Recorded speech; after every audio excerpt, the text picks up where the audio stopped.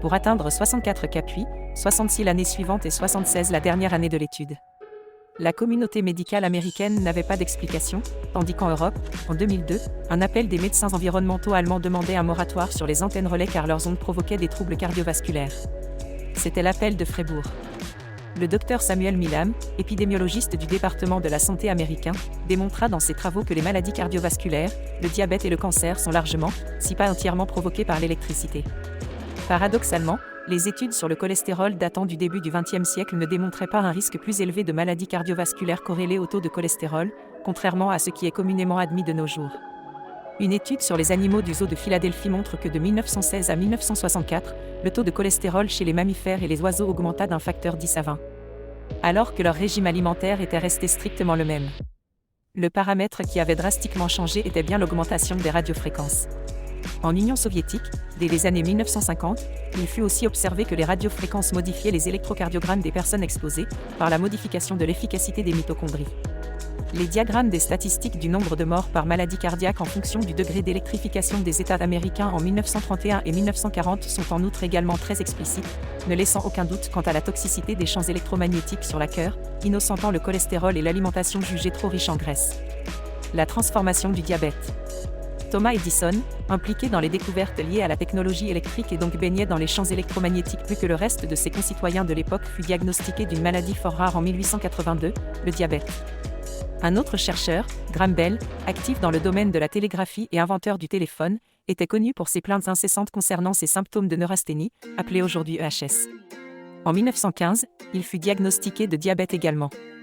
En 1876, l'ouvrage Maladie des temps modernes par Ward Richardson décrit le diabète comme une maladie moderne rare, causée par l'épuisement aux travaux mentaux ou par choc du système nerveux.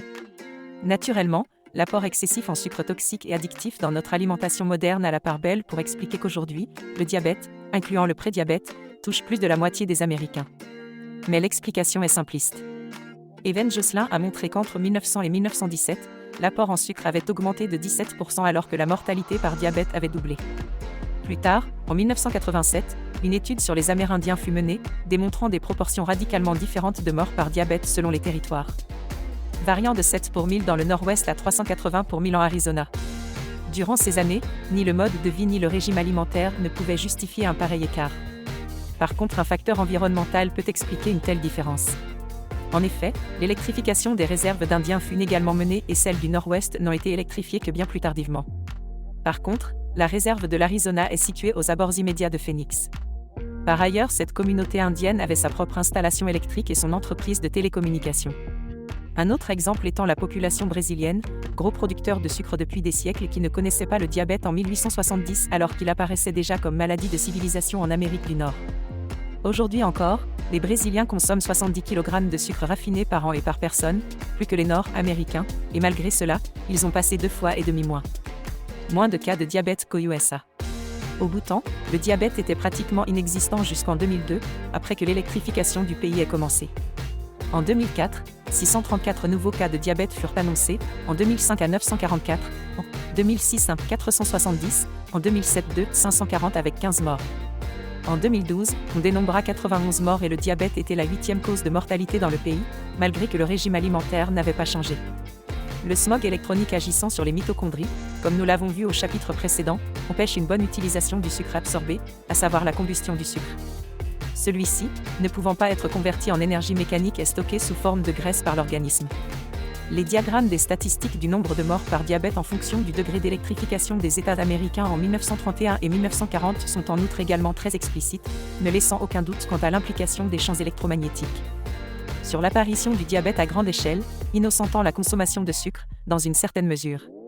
En 1997, on note aux USA une augmentation des cas de diabète de 31% sur une année. Elle correspond exactement à l'introduction massive des téléphones cellulaires dans ce pays. Cancer et le déficit de vie. Des statistiques de morts par cancer montrent une bonne corrélation entre l'électrification des pays et le taux de cancer. Par exemple, aux USA, sur la période de 1841 à 1850, le taux était de 6,6 pour 1000. Il fit plus que doubler pour la prochaine période de 1851 à 1860, avec un taux de 14 pour 1000. L'explication est fournie par le déploiement massif du télégraphe en 1854. En 1914, parmi les 63 000 Amérindiens vivant dans des réserves sans électrification, on dénombra 2 morts par cancer, alors que dans le reste du pays le taux de mortalité par cancer était 25 fois plus élevé. Entre 1920 et 1921, la mortalité par cancer augmenta entre 3 et 10% dans les pays occidentaux, suite à l'introduction des premières stations d'émission radio AM. Les données honnêtes concernant les tumeurs du cerveau sont rares car le lobby de la téléphonie mobile s'est infiltré depuis des décennies dans ce milieu pour mandater des études biaisées. En 2000, Neil Sherry analysa les taux de cancer des enfants de San Francisco en fonction de la distance entre leur résidence et l'émetteur télévision et radio FM Sutro Tower.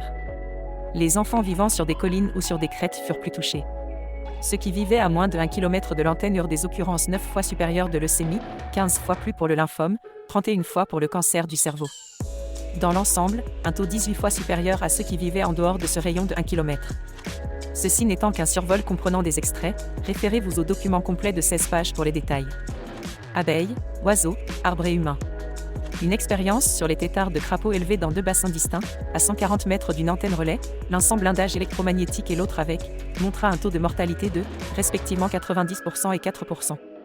Dans les années 1980, un nouveau sujet d'actualité vit le jour, la mort des forêts. Le blâme fut jeté sur les pluies acides, mais les régions les plus reculées, baignées que dans de l'air pur furent touchées également. Des recherches en Allemagne et en Suisse furent entreprises. Effectivement, le sol des forêts touchées était acide, mais on détermina par observation et par expérimentation que cette acidité peut également provenir d'une électrolyse lente du sol via les arbres exposés à des ondes radar, par exemple. D'ailleurs, les arbres des crêtes étaient plus touchés car plus exposés par les nouveaux radars installés dans les années 1970. Une autre observation fut faite lors de la chute du mur de Berlin. Les gigantesques radars russes à Skruda qui irradiaient fortement toute la région dans leur tâche de surveillance de l'Ouest, avaient provoqué des dégâts non seulement à la forêt, mais aux animaux et aux hommes également. Après de multiples études, on trouva notamment que les cercles de croissance des arbres durant les années de fonctionnement des radars étaient nettement moins larges qu'avant ou après celle-ci. À Schwarzenburg, en Suisse, une antenne de radio à ondes courtes fut installée en 1939, puis la puissance d'émission fut augmentée à 450 kW en 1954. S'ensuivit une dégradation de la santé des habitants qui se plaignaient des symptômes propres à l'EHS. Les enfants de ce village avaient des difficultés à l'école et semblaient ne pas pouvoir accéder à une formation supérieure contrairement aux enfants des villages voisins moins exposés.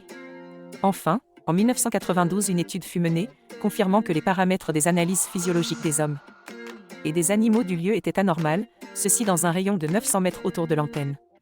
Au pays des aveugles. Combien faudra-t-il encore attendre avant de pouvoir dire « ton cellulaire me tue » plutôt que « je suis électro-hypersensible ». Et pourtant le nombre de gens souffrant de céphalée à cause de l'usage de leur cellulaire est énorme. En 2010, 2/3 des étudiants à l'université ukrainienne interrogés admirent le fait. La question étant qu'il n'est pas socialement acceptable de l'admettre ouvertement. Leif Salford, un neurochirurgien suédois, et son équipe, prouva dans la fin des années 1990 que le cellulaire rend perméable la barrière hémato-encéphalique, provoquant la maladie d'Alzheimer. En 2003, ils démontrèrent qu'une exposition unique de seulement 2 heures laisse des dommages permanents au cerveau. En 2014, le médecin Tetsuharu Shinjo publia une étude, avant-après. Il évalua la santé de 122 habitants d'un immeuble sur lequel étaient installées des antennes relais. 21 souffraient de fatigue chronique, 14 de vertige ou maladie de Ménière, 14 de céphalée, 17 de douleurs ou infections oculaires, 14 d'insomnie, 10 de saignement de nez chronique. 5 mois après que les antennes aient été éliminées, il ne subsista que 2 cas d'insomnie, un cas de vertige, un cas de céphalée. L'urgence en matière de droits humains qui touche des centaines de millions de citoyens à l'échelle planétaire et l'urgence environnementale menaçant d'extinction de si nombreuses espèces végétales et animales doit être affrontée avec clairvoyance.